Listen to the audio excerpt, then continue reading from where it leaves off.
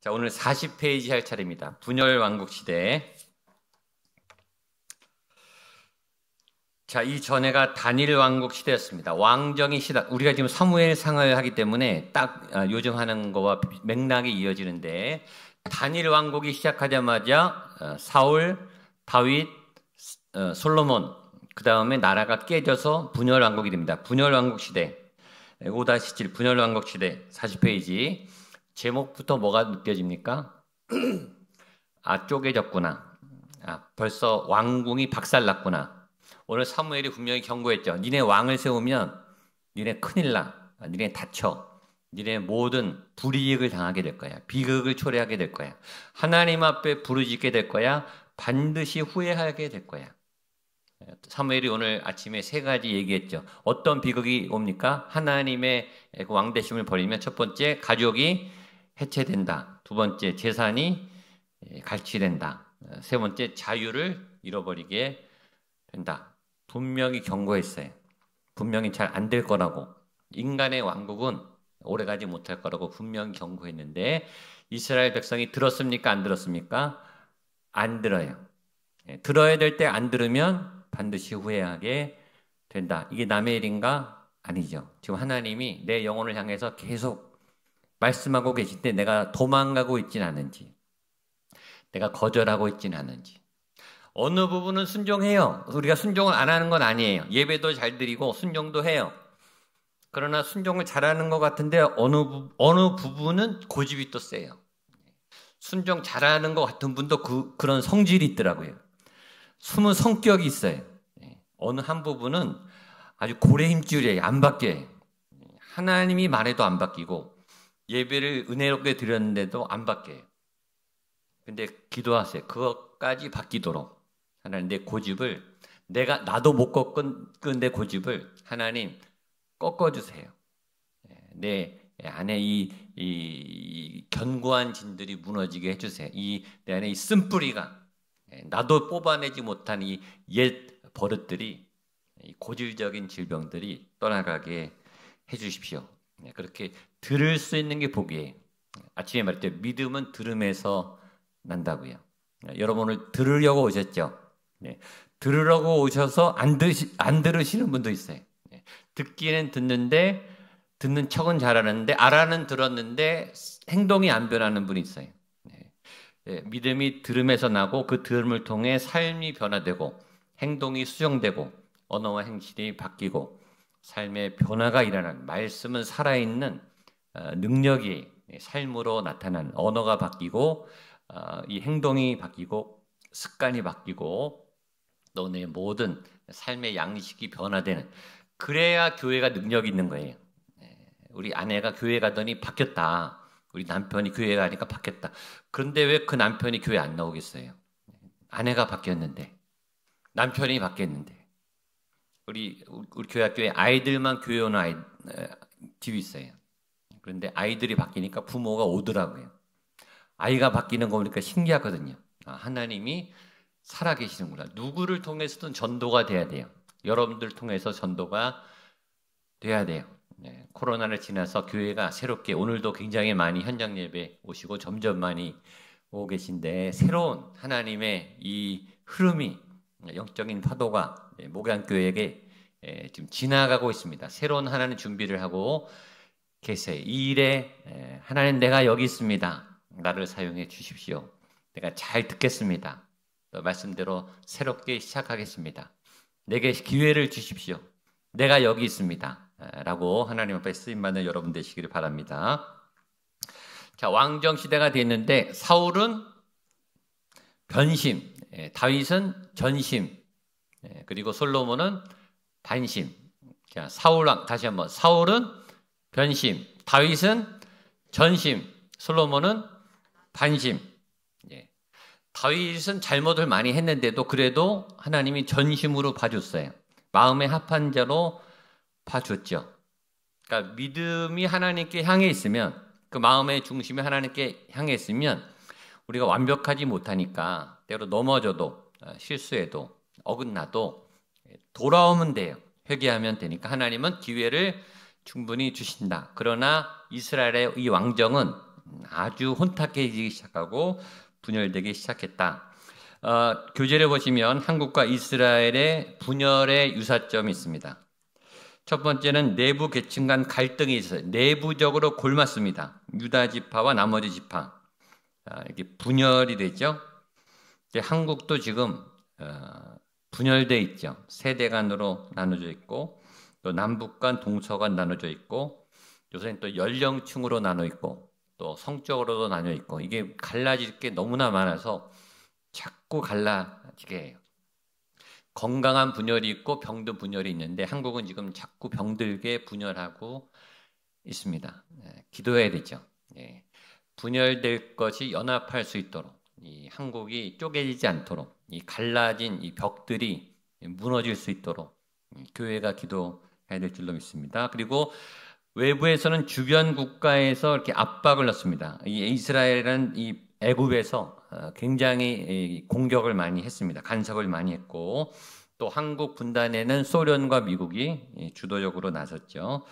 영적인 이유가 제일 커요. 사실은 영적인 이유 때문입니다. 솔로몬의 범죄 때문입니다. 솔로몬의 하나님 앞에 말씀 앞에 반역했던 일 때문이었고, 한국은 영적으로 분열됐습니다. 한국 교회가 그때 많이 분열이 됐어요. 그런 영적인 이유. 오늘도 사무엘이 너희가 하나님을 버리면 제일 먼저 가족이 해체된다. 가족이 분열된다. 같이 산다고 가족인가요? 다 각방에 들어가 있는데, 식탁에서 대화를 안 하는데, 어떻게 사는지 얘기를 안 하는데, 부부간에 단절되어 있는데, 부모와 자녀 간에 단절되어 있는데, 그런 모습이 얼마나 많습니까? 하나님을 믿으면 하나 되기 시작하죠. 기도로 하나 되고, 또 진실한 나눔으로 하나 되고, 식탁 공동체가 되고, 큐티 공동체가 되고, 그런 하나됨의 역사가 일어나게 됩니다. 자, 줄거리 요약 같이 읽겠습니다. 시작. 북왕국은 줄기차게 멸망의 길로 가고 남왕국은 갈팡질팡하며 멸망의 길을 향해 갔다. 그러니까 왕국은 다 어디로 가요? 멸망의 길로 가요. 인간의 왕권은, 인간의 권력은 어디로 가요? 멸망의 길로 가요. 얼마나 빨리 망하느냐? 북왕국은 직진했어요. 북이스라엘은 아주 멸망길로 직진해 하이웨이로 갔고, 남왕국은 갈팡질팡하다가 결국 멸망의 길로 갔어요. 결과는 멸망의 길로 가요. 인간의 권력은 멸망으로 갈 가능성이 많다. 하나님께 모든 힘을 드릴 때, 하나님이 주도하실 때 우리가 살아요. 우리가 죽어야 우리가 사는 거예요. 나를 죽여야 우리는 살아나는 거죠. 자, 내용 정리해 보면 분열 왕국의 이유 북이스라엘 남유다 있습니다. 그 왕들의 역사를 기록한 책이 열왕기이고 또 역대기입니다. 성경 읽다 보면 열왕기와 역대기가 겹칩니다. 열왕기에 있는 왕들이 역대기에도 그렇게 나타나는데 똑같은 역사를 두 번 썼습니다. 그런데 차이가 있습니다. 열왕기와 역대기의 차이가 있는데 열왕기서는 그냥 있는 그대로의 역사를 진술한 거예요. 그다음에 역대기는 유다 쪽에 북이스라엘과 남유다보다는 유다 쪽의 역사를 진술했는데 이 열왕기는 사실적으로 기술했습니다. 두 번째, 비교적 객관적인 사실로서 역사를 기술하려고 애를 쓴 것이 열왕기고, 그러니까 사실적인 실제 내용을 알고 싶으면 열왕기를 보시면 되고, 역대상하는 사관이 있습니다. 관점이 있어요. 보는 시각이 있어요. 기준이 하나님의 관점에서 하나님의 언약 안에 들어갔는가 안 들어갔는가 그걸 봅니다. 일반 역사가 아니라 하나님의 믿음 안에 서 있는가 믿음을 벗어났는가라고 하는 아주 독특한 이 확고한 사관을 가지고 기록되어 있습니다. 그래서 열왕기는 사실에 초점이 맞춰져 있고 역대기는 사실과 함께 원인, 해석, 의미를 부여했습니다. 4번 분열왕국의 이유. 분열왕국의 이유는 솔로몬의 변질과 여러 가지 상황. 솔로몬이 계속 나옵니다. 솔로몬은 우리가 기억할 때 무슨 왕으로 기억하죠? 지혜로운 왕, 북이 영화의 상징, 이스라엘의 가장 번영의 상징인데 그러나 분열왕국의 주범입니다. 그래서 반심이에요. 처음에는 잘했으나 나중에 다 말아먹었습니다. 근데 이유가 아내를 많이 뒀고, 아내가 몇 명이라고 그랬죠? 1000명이라 그랬습니다. 보통 아내가 1000명이 아니라 미스 이스라엘급 최고 권력의 최고 아름다운 최고 능력이 많은 고대 근동의 엘리트 여성 1000명이에요. 그 1000명과 산 것이 오히려 우상 숭배의 도구가 됐고 나라를 망하게 하는 통로가 됐습니다. 그 다음에 너무 많은 개인 재산을 축적했어요. 이것이 화근이 됐습니다. 성경책 거기 있지만 우리 신명기 성경 있는 분들 찾아보십시오. 신명기 17장 16, 17절인데 앞에까지 읽으려고 성경을 찾으라 그런 거예요. 그 앞에 오늘 아침에 설교 말씀하고 연결되기 때문에 신명기 17장 교재에는 16절, 17절이 있는데 14, 15절부터 성경 있는 분들은 같이 한번 읽겠습니다. 성경 있는 분들은 14, 15절 먼저 읽고 16, 17절 같이 읽겠습니다. 같이 읽죠. 14절 시작. 내가 내 하나님 여호와께서 내게 주시는 땅에 이르러 그 땅을 차지하고 거주할 때에 만일 우리도 우리 주위의 모든 민족들 같이 우리 위에 왕을 세워야겠다는 생각이 나거든. 지금 딱 사무엘상 상황이죠. 그러면 왕을 세우는데 15절 시작.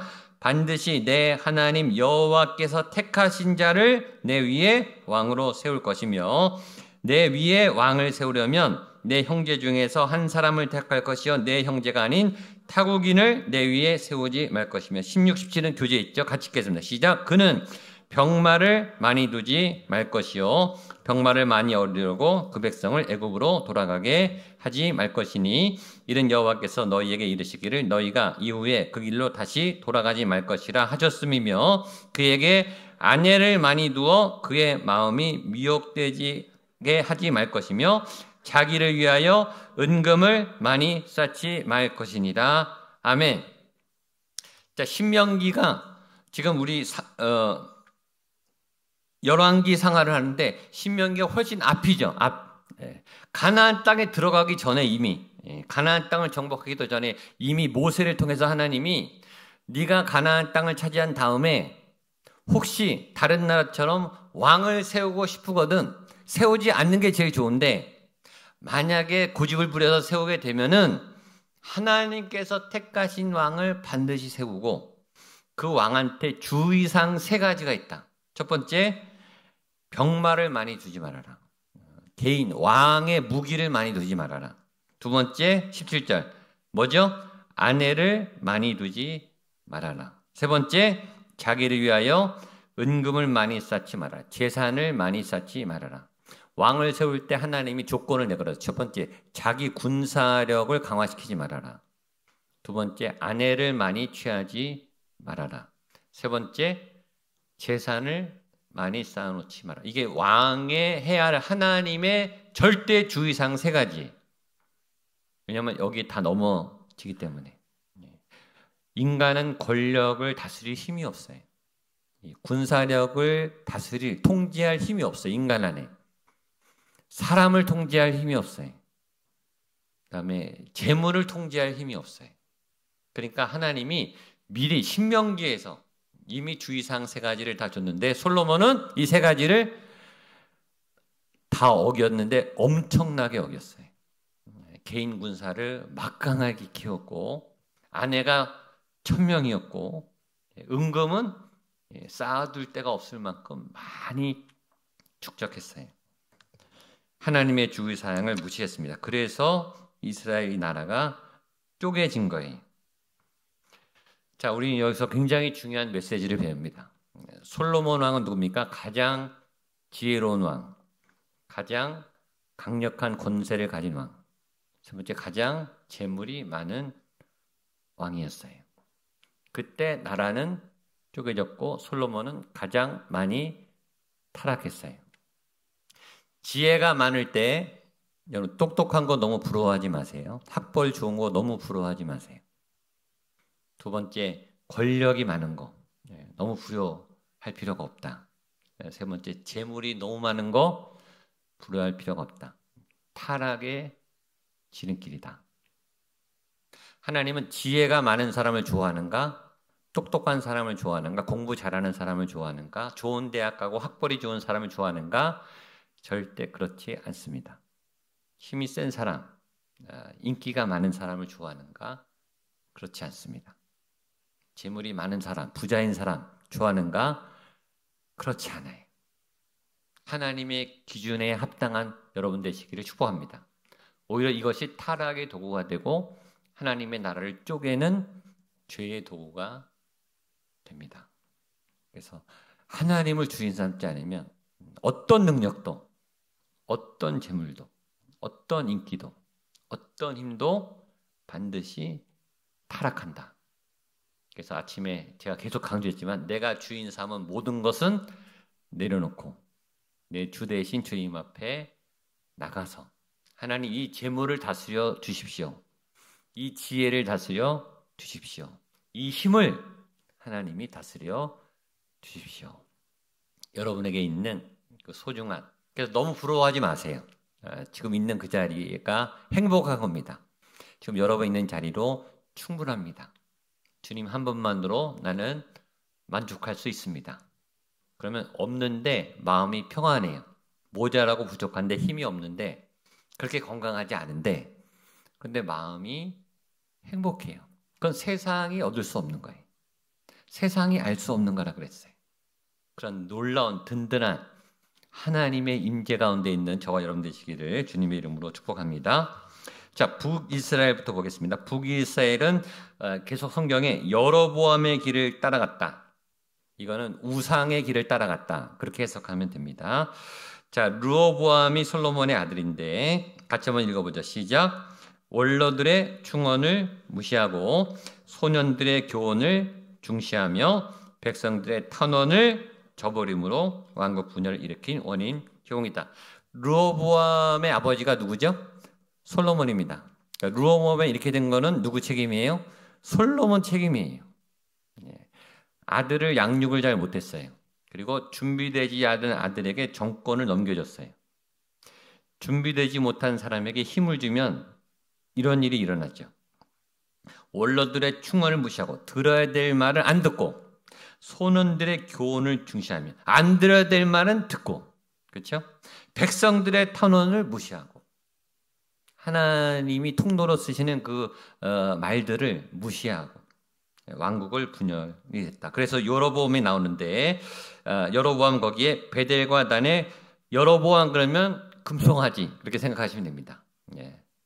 왜냐하면 나라가 쪼개져서 성전이 예루살렘 쪽에 있는데 이 북이스라엘은 성전이 없으니까 성전 예배하러 자꾸 유다로 내려가니까 이 통제가 안 되는 거예요. 그래서 자기 나라에도 성전을 세우겠다라고 성전을 세운 게 베델과 단에 금송아지 우상을 세운 겁니다. 그러니까 하나님을 예배해야 된다는 걸 알았는데 하나님의 예배의 대상을 잘못 만든 거죠. 금송아지를 만든 거예요. 하나님의 존재는 이해해요. 하나님의 통치는 이해해요. 그러나 하나님을 예배하지는 않아요. 교회는 와요. 예배는 드려요. 그러나 믿음은 없어요. 봉사는 다 해요. 헌신은 다 해요. 그런데 진짜 믿음은 없어요. 다 여로보암이에요. 그 여로보암은 우상이에요. 하나님을 믿으면서 하나님을 믿지 않는 사람이 의외로 많아요. 가짜 믿음이죠. 그 믿음에 자기도 속아요. 자기 헌신에 자기도 감탄해요. 나처럼 헌신하는 사람이, 나처럼 예배를 열심히 드린 사람이, 그런 사람이 여로보암일 수도 있어요. 자기가 자기 예배를 드리면, 자기 드리고 싶은 방식으로 예배 드리면, 자기가 예배하고 싶은 곳에서 예배하면 예배는 하나님을 따라가는 거예요. 하나님을 추적하는 거예요. 하나님의 말씀을 따라가는 거예요. 자기를 하나님이 따라오라고 이렇게 하면 안 되는 거예요. 근데 여로보암은 자기 임의로 금송아지를 세우고 제단을 만들었어요. 자기 제단을 만든 거죠. 나를 위한 하나님, 나의 기도 제목에 응답하는 하나님. 그건 내가 하나님이죠. 자기가 주인인 거죠. 자, 그 다음에 우리가 주목해야 될 왕이 오므리입니다. 오므리 보십시오. 한번 같이 읽겠습니다. 시작. 아합의 아버지 오므리 왕조는 4대 44년간 유대 통치. 학자들은 그를 북왕국 왕들 가운데 매우 중요한 인물로 평가한다. 그의 이름은 아시리아 비명에 자주 등장하는데 재위기간 8년 만에 유대 왕국의 가장 큰 번영을 이루었다. 자, 오므리 왕은 사회적으로 시대적으로는 유대 땅에 가장 큰 붕을 일으킨 능력 있는 왕입니다. 이때 유대가 가장 부강했고 땅이 넓었고 가장 풍요로웠고 가장 최강대국이었어요. 외적으로는 가장 강력했고 강대국이었고 부유했고 군사력이 막강했어요. 그래서 유명해요. 오므리왕. 그러나 영적으로는 가장 타락했어요. 그래서 성경에서 오므리는 얼마 안 나옵니다. 그러니까 하나님은 쳐다보지도 않는 거예요.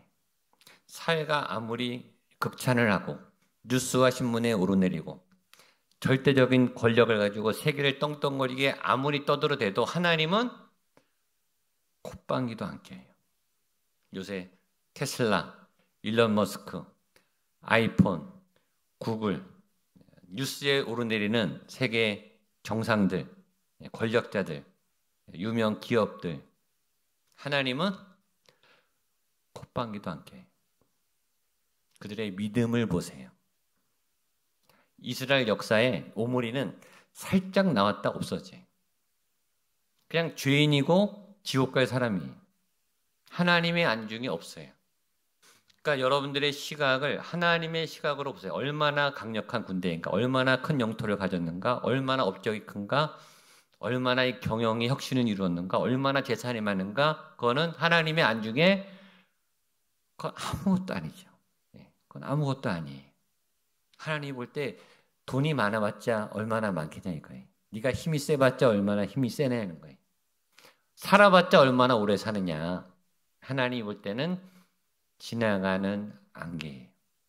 하나님 그 안에 영원이 있는가? 그 안에 생명이 있는가? 하나님을 향한 믿음이 있는가? 그래서 오므리 왕이 굉장히 중요한 지침이 됩니다. 아무리 위대해도 아무리 능력이 많아도 아무리 부강한 국가를 이루어도 하나님의 입장에서는 그런 타락한 죄인일 뿐이에요. 그런데 하나님은 이름 없이 빛도 없이 아무 유명한 것도 없고 어떤 능력도 없지만 조용히 아무도 알아주지 않는 곳에서 눈물로 기도하는 어떤 여인, 어떤 아버지, 어떤 아이의 그 눈물을 반드시 기억하세요. 알고 있어요. 여러분, 하나님이 알아주면 되는 거 아닙니까? 하나님이 알아주면 모든 세계가 몰라도 그것보다 더 좋은 거예요. 아멘을 아무도 안 하시네요. 하나님이 알아주면 된 겁니다.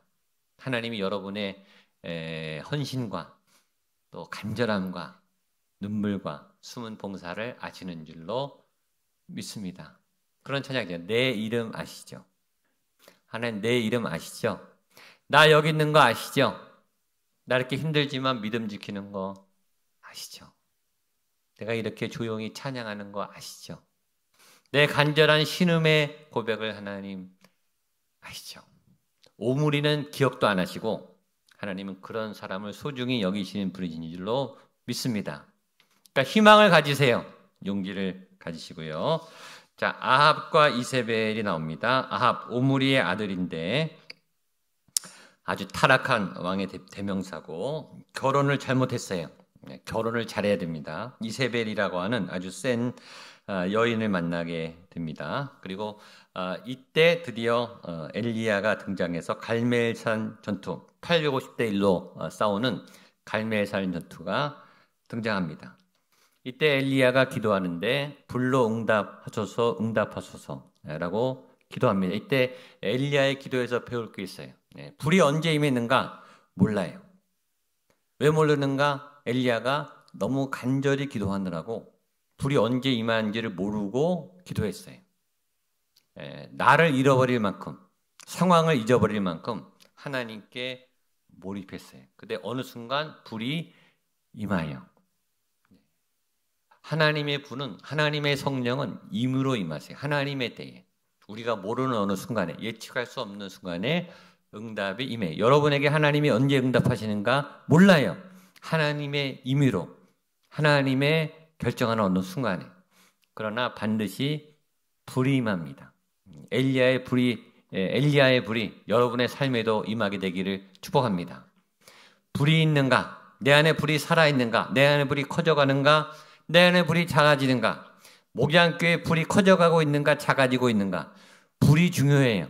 살아있는 불, 엘리야의 불, 응답의 불, 모든 이 850명의 우상을 태우는 불, 모든 죄악을 소멸하는 강력한 불. 불은 번집니다. 불 붙은 사람들은 번지게 돼 있어요. 교회가 불이 붙으면 교회가 전도와 선교를 안 할 수가 없어요. 저절로 선교가 돼요. 저는 저희 교회에 불이 붙게 되기를 바랍니다. 강력한 불, 성령의 불. 교회에 불 붙는 게 아니라 여러분이 불이 붙어야 목양교회가 불이 붙는 거예요. 엘리야의 불. 자, 그 다음에 엘리야의 제자 엘리사가 등장하는데, 엘리사는 여러 가지 예화가 오는데, 문둥이 나아만 장군, 아람 군대 장관, 이 나아만 장군의 일화가 아주 독특하죠. 이 나아만, 암몬의 군대 장관이 나병에 걸려서, 문둥병에 걸려서 수소문하고 찾다가 엘리사를 찾아옵니다. 근데 엘리사가 만납니까? 안 만납니까? 안 만나요. 군대 장관이 오는데 협박하고 강제로 너 와서 내 병 고쳐 이렇게 해도 되는데 겸손하게 찾아옵니다. 재물을 들고 찾아옵니다. 네, 엘리사가 나가지도 않아요. 저는 생각해봐요. 안 나가는 게 더 힘들었겠다. 큰 군대, 이 큰 나라의 대국에 군대 장관이 찾아왔어요. 이스라엘 조그만 나라에 한 선지자를 찾아왔어요. 저 같으면 보선발로 뛰어나갈 것 같아요. 그 권위에 눌려서. 우리나라를 해칠까봐 두려워서. 엘리사는 안 나갑니다. 왜 안 나갔을까? 저는 하나님이 막으셨다고 생각합니다. 나가지도 않고 요단강에 가서 7번 씻어라. 딱 한마디 하고 끝났어요. 그러니까 나아만이 거의 돌았죠. 내가 이 모든 내 힘을 자제하고 겸손하게 너를 찾아 여기까지 왔고 이 많은 재물을 갖고 왔는데 얼굴도 안 보이고 우리나라에 있는 훨씬 깨끗한 강보다 이 더러운 요단강에 7번 씻으라고 이 나아만이 겸손하지 않았어요. 하나님은 그걸 보신 거죠. 하나님의 말씀에 순종하는가 안 하는가를 본 거예요. 근데 나아만이 병 고침 받으러 온 게 아니라 대접받으러 왔다는 것을 나중에 알게 됐죠. 본인이. 그리고 그 말씀에 순종해서 요단강에 씻을 때 병이 낫는 역사가 일어났어요. 교회 올 때, 예배 드릴 때 자랑하려고 오고 뻐기려고 오고 과시하려고 오고 대접받으려고 오고 나 이런 사람이야. 내가 왔어. 나 모르겠어? 이런 마음으로 오면은 하나님이 그 예배를 안 받으시죠. 하나님은 겸손한 사람의 예배를 받으세요. 가난한 사람의 예배를 받으세요. 제가 자주 얘기하죠. 주여 나를 불쌍히 여기소서.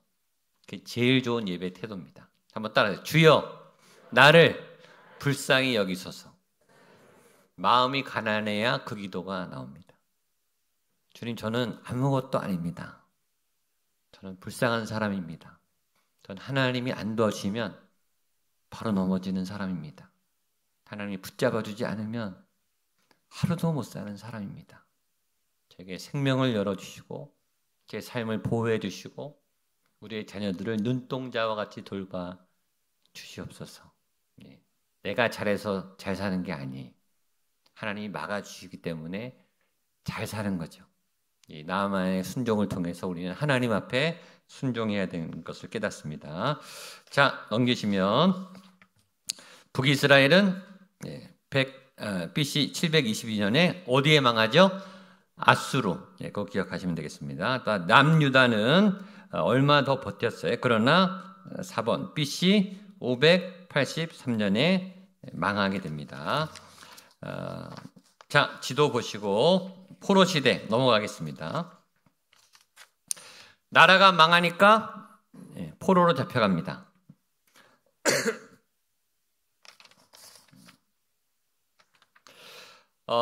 이스라엘이 하도 하나님이 그렇게 돌아오라고 경고하고 회개를 촉구해도 말을 안 들으니까 하나님이 일단 멸망시키고 일단 죽여놓고 그 다음에 다시 살리겠다라고 하는 작전으로 일단 이스라엘을 완전히 멸망시킵니다. 그러나 바벨론에 잡혀간 다음에 포로 생활을 하고 다시 귀환을 지켜서 이스라엘을 재건하게 하시죠. 그래서 그 바빌론 강가에서 불렀던 찬양이 시편 137편인데 이게 팝송으로도 알려진 아주 유명한 그런 시편 내용입니다. 같이 한번 낭독을 한번 해보겠습니다. 시작. 바벨론 강가에 앉아 우리가 시온을 기억하면서 울었습니다. 거기 버드나무 가지에 우리가 하프를 매달았습니다. 우리를 사로잡아온 사람들이 우리에게 노래를 시키고 우리를 고문하는 사람들이 기쁨의 노래를 부르라고 했기 때문입니다. 그들은 시온의 노래 가운데 하나를 부르라 하고 말했습니다. 우리가 어떻게 남의 땅에서 여호와를 노래를 부를 수 있겠습니까? 오 예루살렘아, 만약 내가 너를 잊는다면 내 오른손이 그 재주를 잃게 될 것이다. 내가 너를 기억하지 못한다면, 내가 예루살렘을 내 가장 큰 기쁨으로 여기지 않는다면 내 혀가 내 입천장에 붙어버릴 것이다. 자, 줄거리와 같이 읽겠습니다. 시작. 유다 백성들은 영적 타락의 결과로 포로가 되었으나 그 고통 속에서 신앙적인 성숙을 이룬다. 자, 경고를 했을 때는 안 들었어요. 예. 조심해라, 조심해라, 망한다, 망한다, 하나님의 심판이 온다, 심판이 온다. 경고를 계속 줬는데 사인을 안 들었어요. 아까 말했지만 하나님이 사인을 주실 때 알아들을 수 있는 깨달음의 지혜가 있게 되기를 축복합니다. 그렇게 기도하세요. 하나님, 내가 못 알아듣지 않도록. 하나님 지금 경고하는데, 하나님이 나를 인도하는데 그 알람을 내가 못 알아듣지 않도록 내가 들을 길을 열어주십시오. 듣게 해 주십시오. 근데 망해봤더니, 이제 포로로 잡혀가 봤더니 그제서야 아는 거예요. 아, 하나님의 은혜가 이것이었구나. 아, 성전이 이렇게 소중한 거였구나. 하나님을 믿는 이 신앙이 이렇게 좋은 것이었구나라고 포로가 돼서 이제 깨닫기 시작하는 거예요. 자, 내용 전개는 포로 생활을 예언하고 포로 생활의 현실이 있고 포로 생활의 의미가 있습니다. 이때 등장하는 사람이 예레미야죠. 예레미야는 참 하기 싫은 역할이에요. 계속 나라를 향해 망한다, 우리나라 망한다, 우리나라 잡혀가야 된다, 우리나라 바벨론 포로로 잡혀간다 라고 예언을 하다가 잡혀가는 현장에 있고, 그 포로 나라가 멸망하는 그 상황을 지켜보면서 울면서 탄식했던 선지자 예레미야죠. 예레미야 그 예언의 패러다임은 멸망 전에는 뭐죠? 심판. 심판하니까 멸망 전에는 멸망하지 않도록 어떻게 해서든 하나님이 망하지 않도록 계속 경고를 주세요. 근데 멸망 후에는 완전히 메시지가 바뀝니다. 뭐죠? 회복. 자, 다시 회복된다. 일어날 수 있다. 살아날 수 있다. 넘어졌냐? 실패했냐? 다시 일어날 수 있다. 하나님의 소망은 영원합니다. 믿음, 소망, 사랑, 이 세 가지는 항상 있을 것인데, 이번 주 화요일 날 본문이에요. 고린도전서 13장.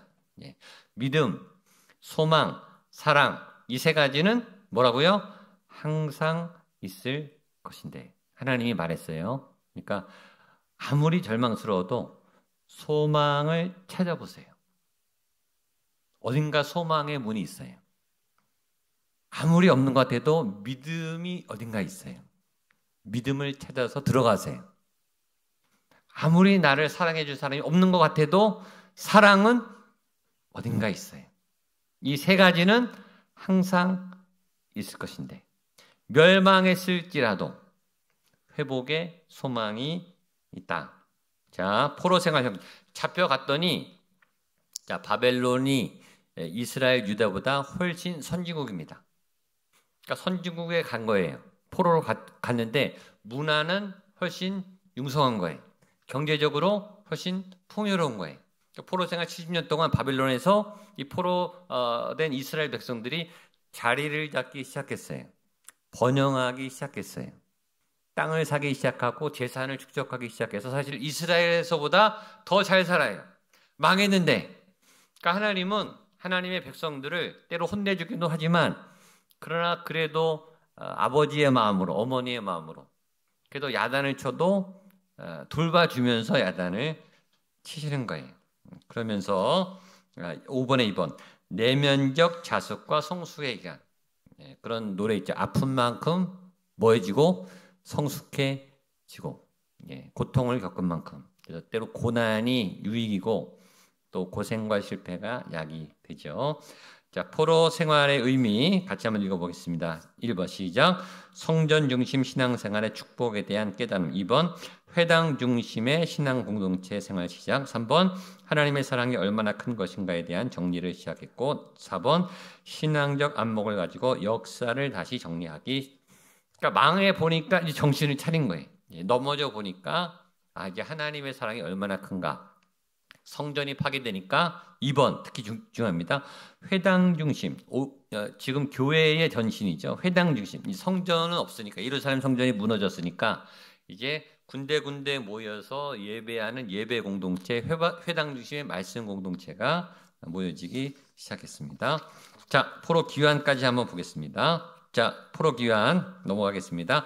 고레스라고 하는 사람의 칙령으로 포로 시대가 끝나서 귀환하게 됩니다.